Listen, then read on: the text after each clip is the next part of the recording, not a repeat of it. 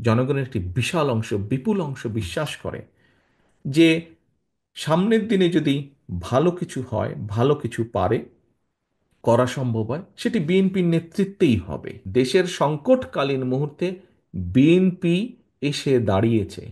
দেশের মানুষ বিএনপির উপরে আস্থা রেখেছে। হয়তো আপনাদের অনেকেই, আপনাদের পরিবার হোক, আত্মীয় স্বজন, বন্ধু বান্ধব, পরিচিতজন অনেকেই বলেছেন এই সুযোগ পেলে তুমি এই কথাটি জিজ্ঞেস করবে বা এই বিষয়টি তুমি তুলে ধরবে।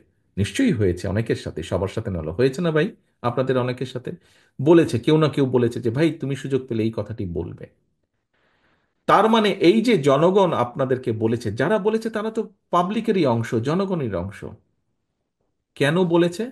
এ কারণেই বলেছে, জনগণ বিশ্বাস করে, জনগণের একটি বিশাল অংশ, বিপুল অংশ বিশ্বাস করে যে সামনের দিনে যদি ভালো কিছু হয়, ভালো কিছু পারে